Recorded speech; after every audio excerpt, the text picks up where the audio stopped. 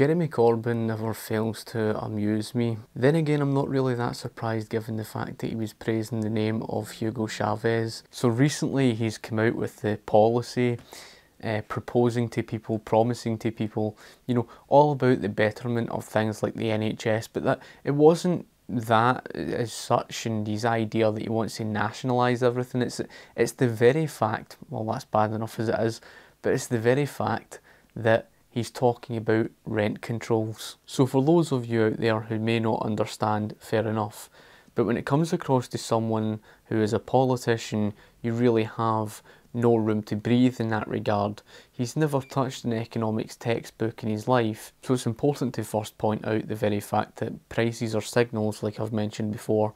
They are important pieces of information that enable us to translate scarce natural resources into commodities to provide for the market without causing waste. A price floor is where the government will artificially raise the cost above market value, and they will set a minimum so that the cost cannot fall below that.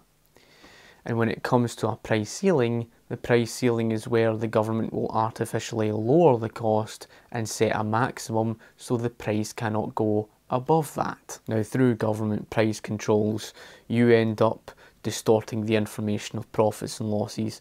Profits and losses, like I've mentioned before, are valuable pieces of information that enable us to efficiently allocate scarce natural resources to the market. So the reason why a price ceiling causes shortages is because you are destroying the incentive for businesses to produce more.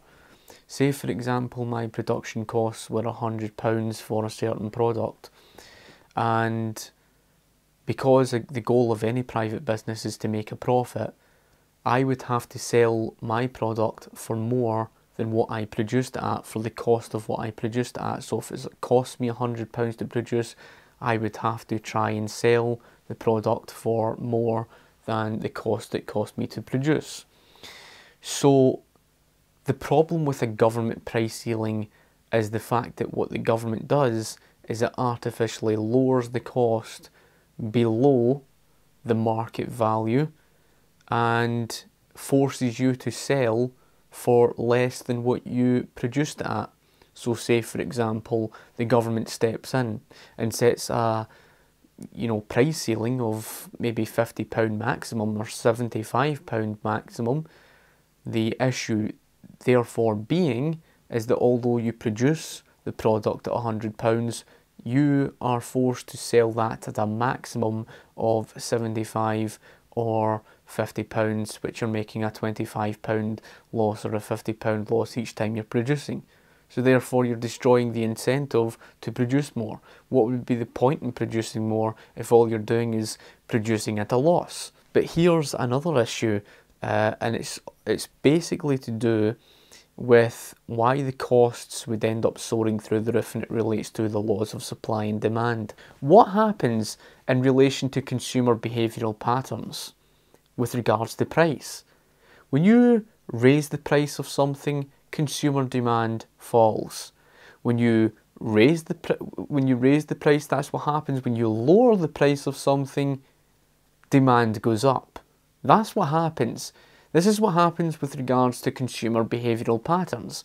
So when you drive the price down, consumer demand is going to go up. That's going to happen with a rent control. When the government artificially lowers the cost, the consumer demand drives up, and this is what Jeremy Corbyn doesn't get. That high price was there in the first place to say, here's a shortage of rented housing. So although you artificially lower the cost, the shortage went nowhere. It's an underlying reality. The shortage didn't go anywhere. All you've done is taken a price, artificially lowered it, increased consumer demand in an area of a shortage, and there you have it. As a result of that, when you have a higher demand of something but a shorter supply, you end up with a higher cost. So, and this is what we mean, although at the typical socialist that Jeremy Corbyn is, he claims, and I reckon this is what it is, I think he's just incompetent. But although he has good intentions, what use are good intentions to that of economic reality?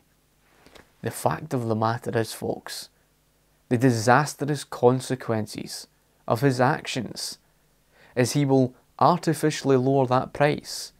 Consumer demand will drive up in the area of a shortage, and the prices of rent will soar through the roof, and you'll be faced with a shortage.